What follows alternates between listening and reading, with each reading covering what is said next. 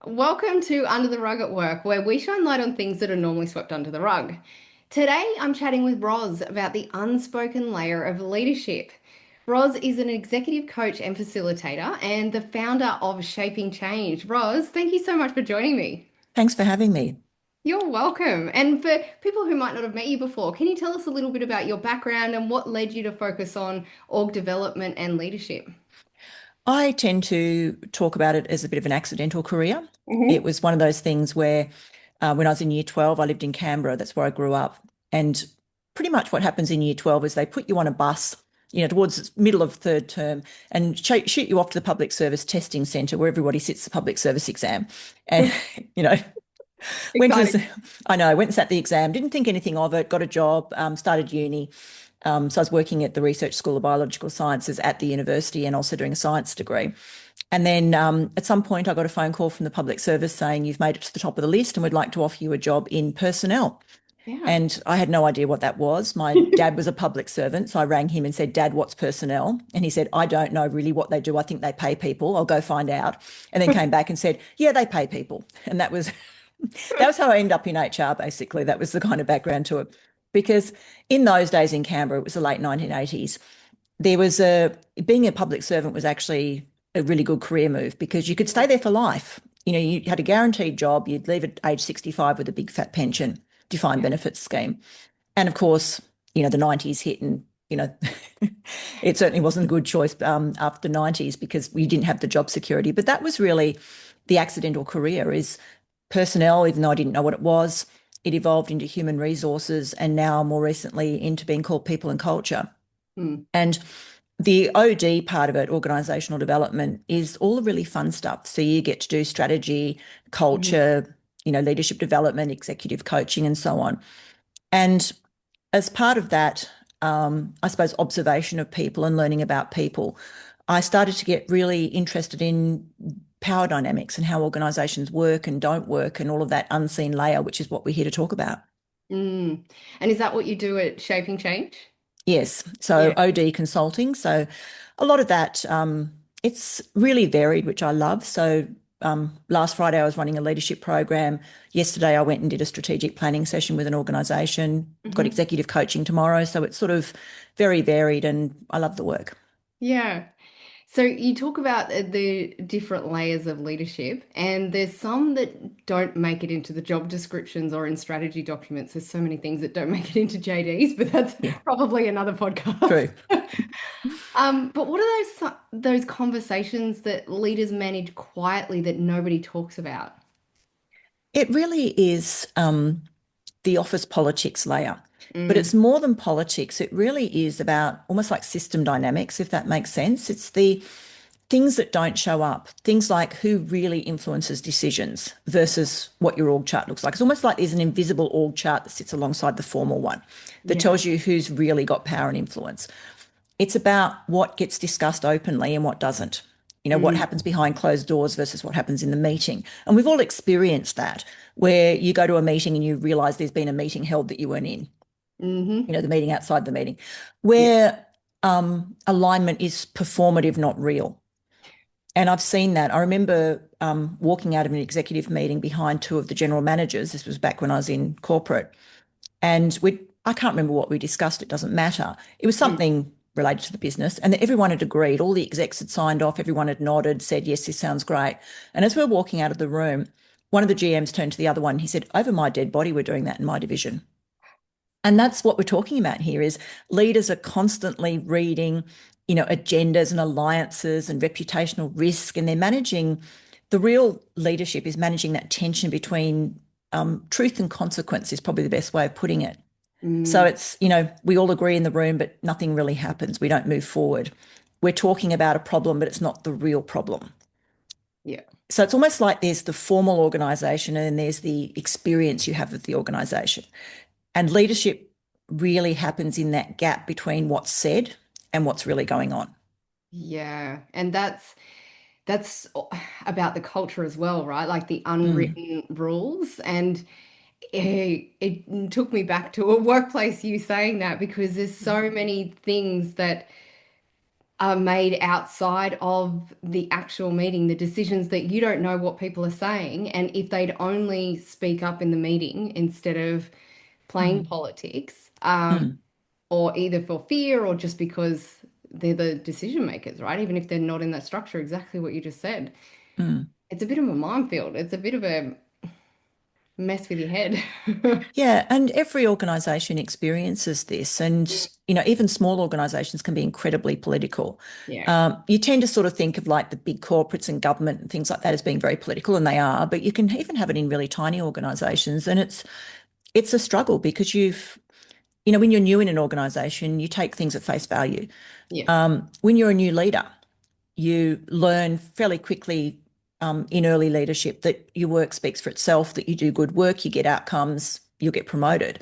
And that works to a certain point, kind of upper middle management. Then it stops working Yeah. because all this other stuff comes into play. Yes. And it does tend to happen at that executive level. And Mm, you really work a lot with execs. What do you mm. see as the internal trade-offs that leaders make to keep things moving that get swept under the rug? It's really tricky because you're trading off things like speed versus alignment. It's like something needs to happen, but you have to slow everything down because you have to get all your ducks in a row and you have to get all your stakeholders on board. Truth versus safety is a Yeah. big one. Yeah. There are things in organizations that are not permitted to be spoken about. That we will talk about it in organizational speak. We call it the elephant in the room or the dead cat, that kind of thing. Someone says we should dig up that dead cat, but nobody ever does. Even if Yeah. there's one person shoveling, there's a whole bunch of other people throwing the dirt back on. Yeah. Um, in performance versus relationships, there's that trade-off of, we could make something happen, but that's going to come at the detriment of this relationship. Like Mm, maybe there's an executive who's very wedded to the old way of doing things and we want to create change. How do you do that without upsetting that very influential person who can then derail your project? mm, Even things like short-term optics versus long-term outcomes, there's always this balancing act of how do we manage the politics and manage the egos and manage the influence in the room and the power mm, and still get the outcomes that we want. And some of the examples might be that you let a poor decision stand because you don't want to destabilize the team. mm. And everyone in the room knows it's the wrong decision, but we just do it anyway because it's about that sort of safety. Um, Not challenging a peer Yeah. because they're protected in some way. Yeah. And sometimes you do it and then you learn afterwards why that didn't work because the person's protected and you actually didn't realize that.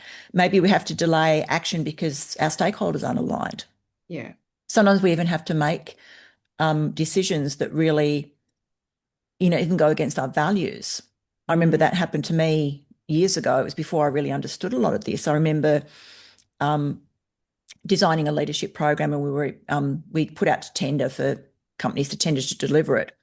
And we had about 4 or 5 people put their applications in.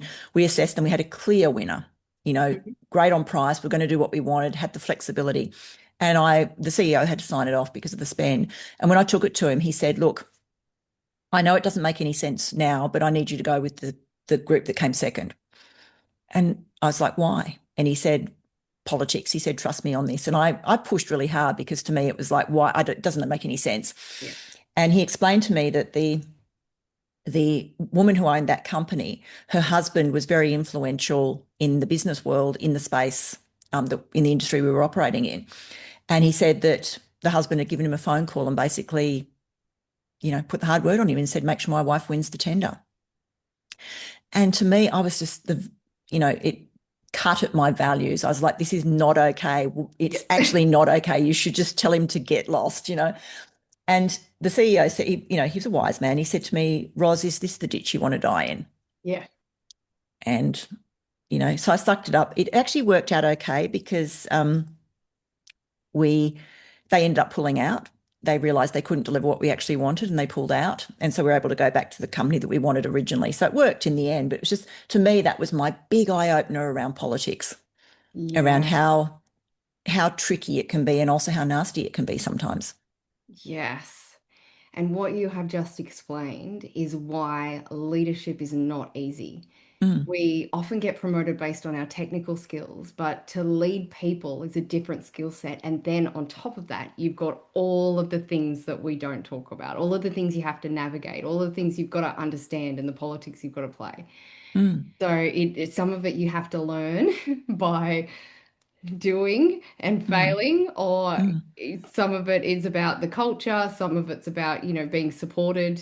But it's tough. Being a leader is tough. And I don't think we say that enough. I don't think we give enough mm, support for leaders to mm, be the best that they can be or even understand what it is, because sometimes people just see it as the pay rise or mm. it's the new title or it's the career progression, but there's so much more involved in that. And I guess the key thing is that these are not necessarily failures, they're Mm. adaptations to a complex system. Yeah, We have to learn how to adapt to this complex system in order to survive. yeah, And some people decide it's not for them and they opt out. I've certainly coached leaders who've said to me, I've just become a leader. I've been doing this for 6 months, 12 months. It's not my thing. I really just want to go back to doing whatever it was they used to do before and helping them navigate that stepping away from leadership without losing face. But, yeah. so the people do it, but it's this thing of it's not for everyone. And we don't give people enough warning, I guess, or enough information to make their mind up based on reality. It's kind Mm, of like be a leader. We all know leading people's complex, but that's not the really difficult part. The really difficult part is managing the relationships and the politics. yeah. And the power and the Mm, influence, which really play out differently at that leadership level. And I think the higher you go, the more challenging it is, or the more nuanced as well. mm. What misalignments do you see that teams never really hear about? Oh gosh, there's so many of them. But Yeah. things you mentioned at the beginning, the stated strategy Mm, versus what leaders are actually incentivized to do. yeah. That's a really big one. Individual KPIs versus collective outcomes are another one because there's Yep. often a mismatch between what individuals are being tasked with and what the collective outcome is. Things like public unity versus private disagreement. It's about learning the time and the place to have disagreements with people and how to Mm, do that in a way that doesn't um, expose them. yep. Particularly when you're dealing with people who are very influential, there's ways you do that. Things like risk appetite mismatch. People Yeah. will often say things, but then, they'll pull back on it. You see it in change where everyone kind of signs onto a change and goes, this is great, we should be doing it. And then all the blockers start. Yes. Or I love we want you to fail, fail fast. And then it's like you trip up and they're like, no, you can't do that. Yeah, exactly. I was talking about that just earlier with somebody today about, when a leader delegates Hmm. and then, it all looks great on the surface, but then the person creates an outcome or whatever. And they're debriefing it with the leader, and the leader gets that sort of disappointed look where they sort of say, that's not how I would have done it. Yeah. So even though you've been told you can, you've got the autonomy and the authority to do something, your leader kind of pulls you into line with that sort of subtle, not quite Yeah. how I would, or well, that's a really interesting way of dealing with that issue. I probably wouldn't have done that. And you get the message really Yeah. clearly. Or they're overt about it and they, yeah, just say that's wrong and do it again, or I'm going to Yeah. do it and take it off you. Yeah. Yeah. That's worse, actually. I'll take it off you and do it myself. Yes. Yes. But when we And don't know how to do leadership well, we often just do the best we can with what we've got and we micro because we need to control it because we want the outcome that we think is mm, right. and you can have a completely aligned strategy on paper, but a misaligned leadership team. Mm, And that means the strategy won't happen. What teams don't mm, see is that the leaders aren't actually agreeing on the direction. Or, like the example I gave, they agree in the room and yeah. then walk out of the room and go, I'm not doing that.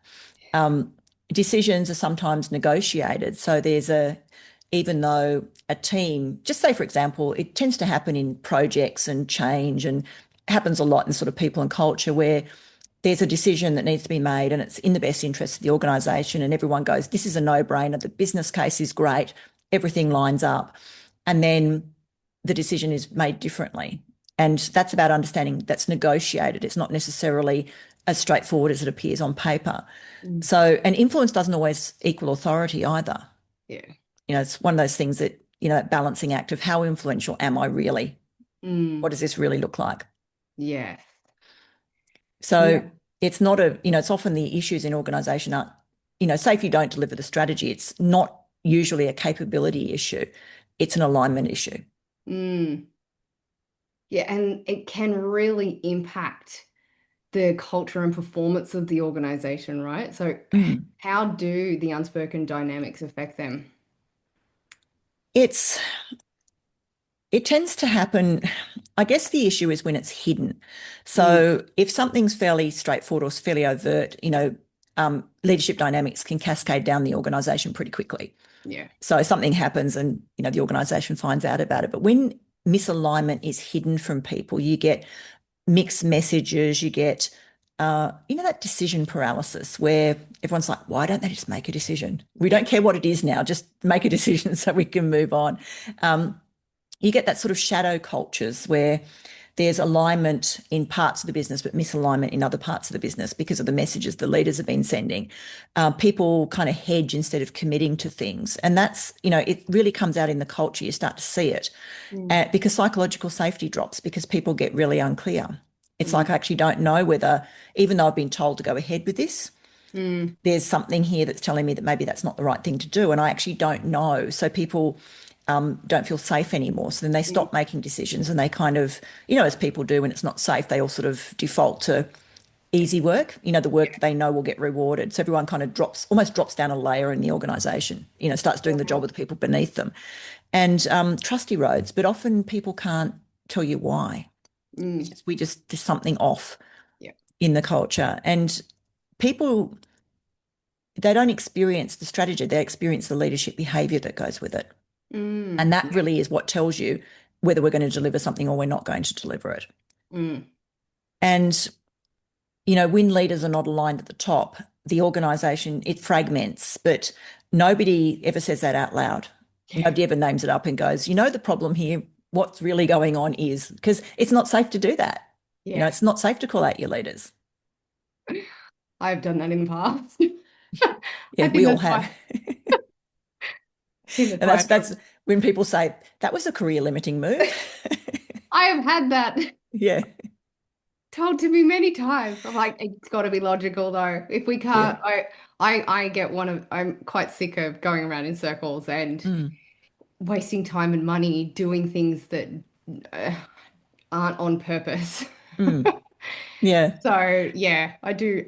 I either put my foot in my mouth or I say it on purpose with the goal of trying to change things and put that elephant out there so that we Mm, can. I mean, we all know what we're all thinking of it. So if we can move forward, mm, I am happy to throw myself under the bus mm. for the greater good. Doesn't always end well for me, but That's why I don't work in corporate anymore. I've got my own me business. too. Yeah. I've done too many of those dig up the dead cat moments and everybody else is shoveling dirt over it. I'm going, it's a dead cat. We should talk about this. And you said you wanted to, right? Yeah. Everyone said they wanted to do this. And Yeah. that's, I think, the joy of consulting is that Yes. when people get you in, they got you in because they actually want you to do it. Yeah. So you're not dealing with that. All the politics happen kind of before you get there, which is the nice thing. So you're not negotiating business cases and things. It's like they already want the work done. Yeah. Yeah. And one of the other things I really like about it as well is you can say what the internal people have been saying or Yep. want to say too. So, Mm. because there's no risk of them firing you. And if they do, it's like, okay, we'll Which get another happens, client. Yeah. you know. But they're safe and protected. And sometimes it's just that someone different saying the same thing that they look at it and Mm. go, okay, maybe we should need to do that now. Mm. Or it's the thing that helps the gears turn the right way. Yeah. And look, the thing about politics is that, and how power moves inside organizations is that it's so unclear to most people. Mm, Most people are at a disadvantage. Um, Lots of people say to me, I'm not political, I don't get involved in that kind of thing. But the reality is that if you're not, it's like a chess game. If you're not playing, if you're not actively playing, you're just one of the pieces. People are still yeah, using you in politics, you just don't realize it. yeah. And where you sort of see people getting frustrated is this sort of thing of, well, I'll give you an example. Mm. It's everybody knows the kind of person where the people underneath them can't stand them. Their team can't stand them. They're a toxic leader. Everybody kind of cringes when they walk in the room, but they keep getting promoted and they Yeah. manage up really well. The people above them think they're better than sliced bread. And nobody underneath them understands that. They're like, why don't they see this? And it's because that person puts so much energy into managing and politicking at the levels above them.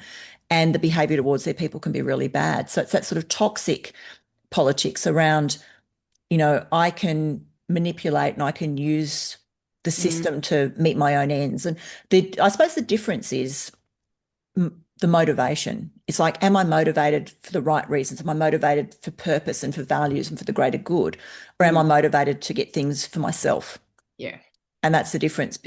It's often the same techniques get used. It's the motivation that's the difference behind it. But everybody knows those people. That's why politics has a bad rep in organisations, and it doesn't really deserve it because it's just a tool. It's a neutral tool.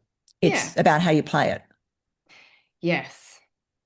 And it brings a situation to mind that it wasn't dealt with well, and the person got to the top of the organization Mm, and then just was themselves. There was no one else to really keep them in line. The mm, destruction it caused for the entire organization was really damaging because mm, they hadn't learnt the right way to lead, and um, yeah, their behaviors were toxic. People were scared to meet with them. mm, You would even come in the morning, and when you said good morning, they would grunt at you. Like mm, the level of behavior that thought it was okay, and was exactly like your example of walking out of a meeting and saying, "No, not going to do that," or actually being in the meeting and saying, "We've just done this survey. I want to know who said X, Y, and Z," or "I know who said X, Y, and Z. I'm going to make their life hell." mm. And they Yeah. wonder, yeah, why cultures get so damaged and destroyed. Mm. And like I said, people like that, because they're so good at managing up, Mm. they end up as, say, the CEO and the board loves them, Mm. or they become an executive and the CEO loves them, but their peers can't stand them because of all the behavior. And, you see it, the kind of person who, well, just say, for example, you've got a client and you've got, a project that's being run and, the client is the end user of it. And the project has to change from one project manager to another project manager. And somehow in that, the client starts to complain about something. The project manager who's really political will probably go and have lunch with the client and probably be selling the message, I don't know what's happened. I mean, it was all working really well when I was managing the project. We've had this handover. Look, person's not very experienced, they kind of, duck shove the blame onto someone else. They'll probably go and have a meeting with their own manager and Yeah. say, look, I just wanted to give you the heads up that things aren't going very well. And so by the Yeah. time this poor new project manager walks into a meeting with somebody, the deck is completely stacked against them. Yeah. Yeah. There is so much that we have spoken about today, and I'm not sure if you're going to be able to answer this next question. But what's one thing that leaders can do differently to address all of the hidden tensions that we've just spoken about before they become bigger problems? Maybe not all of the tensions, but Hmm. in your expertise, what's one thing that people listening can take away with them to go, right, what do I do next? I think the key thing is, as leaders, we need to be brave enough to name the real dynamics, not just the surface issues. Yeah. Everybody knows they exist. It's just we don't talk about it. Mm, Creating space for what's not being said. mm, Where are we not aligned? yeah. What's really going on here? And you can often see it in body language. If you've made a decision in the meeting, and you can usually tell by looking around the room whether there's people have still got reservations, and it's actually being able to address that. Yeah. Maybe not in the meeting, maybe privately or however it works for you, but just being able to say, it feels to me like we're not all aligned here. This is Yes. our opportunity to talk this through. Yeah. It's not a done deal. Let's actually make sure that we're doing the right thing before we move forward. Mm, And also shifting away from trying to avoid politics, like I said, because other people are playing it and they're playing it really well, and you're being used in that, to understanding and navigating politics mm, intelligently and ethically yes. is really the thing. And also, like I said, surfacing it, like in a meeting, being able to say, is this real agreement or are we just being polite? And it Yes. sounds really confronting to say it like that, but somebody's kind of got to do it. And if we can build transparency into it, Mm, everybody's going to be better off. yeah. Even things like, have we really consulted with everybody who's going to be impacted by this? Mm, Are all of our stakeholders aligned? What do we know about our stakeholders? Are they actually aligned with what we're doing? Yeah. Um, and it feels like it slows things down, but like I said, it's going to happen anyway. It's Mm, operating in the background. It's like, let's actually bring it out and make it more obvious because you can't remove politics from organizations. You can either navigate it consciously or you can get unconsciously shaped by it. yeah. And that's what I would love to see in organizations is politics becoming more visible. Mm, I'm working on a program at the moment where teaching organisational politics, and that's the whole 6 weeks is going to be about observing. And I know that people who come to it are going to be like, when do we get to do something? It's like, no, you're just going to observe. Your task is to go to a meeting and actually figure out where the power lies, hmm. to watch interactions and go, who's actually really got influence in this? Yeah. To teach people to actually be able to watch what's going on and see that as a valuable part of the process rather than a hurdle you've got to overcome. Yeah. Yeah, that's great. And I think that's the trick is let's make it transparent and visible. Yeah. And we might have scared people by saying that, we no longer work in corporate because we put a light on the elephant in the room. But what you have done and how you've explained it, I think nails it as well. Because if you're asking the question, you're not Mm. actually saying, well, this is the elephant, right? You're getting Mm. room to either think about it or someone else or many people in most instances, many people will jump in and answer and respond to the questions that you ask. So yeah, Mm. come at it from that curiosity perspective, and not put yourself out there if you're a bit scared to do that. It will allow the conversation to begin and that transparency to start to be Mm. seen. Yeah, so you don't have to be like us and kind of Yeah. go, there's an elephant. I've got a spotlight right on it. How can no one see the elephant? It's right there, literally. You just need to say, is it possible there's an elephant in the room we're not noticing? Yes, even And that. maybe everyone will go, no, no, no, there's no elephant. You go, okay, there's no elephant. Let's move on. But, it does just get people to start thinking. Yes. And it's even the little breadcrumbs because if Mm. you call that out, someone else will see that and go, "Oh, that was really brave. I Mm. might do that next time." So, Mm. yeah, the culture starts to flow on from there and courage is contagious as well. So, Mm. every little move in the right direction is a good one. Yeah. And look, obviously, it's easier to ask those curious questions when you're more senior. Hmm. If you've got your team with you, your team that reports to you, saying what's not being said is a great role modeling, but it also makes it easier for people to speak. It's much, much harder to say it when you're not in a powerful position in the room. If Yeah. you're the lowest person in the hierarchy, it can be quite hard. But again, it's just that curiosity, just curious. Mm. Are we completely aligned on this before we move forward? Yeah. And like I said, even if people say, oh, everything's fine, it just sows the seed.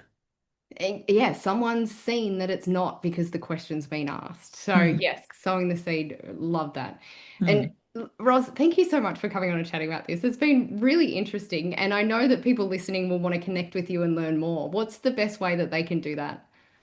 I've got, well, two key ways. I've got two websites. So there's shapingchange.com.au, Yeah. which is my consulting work. I also work with women leaders, particularly, and coaches who guide them, and that's womensleaderarchetypes.com.au. I've got a podcast called The Archetype Effect. So if anyone wants to listen into that, love to have some listeners. Yeah. And I guess the key thing, yeah, LinkedIn, most of the social media platforms, I'm pretty visible most places. Fantastic. And we'll add all that in the show notes as well. But Mhm. huge thank you for coming on. It's been super interesting. And for listeners out there, if you found this conversation valuable, please subscribe and share it. We'll see you next time on Under the Rug at Work, where we continue to shine light on issues that are too often overlooked.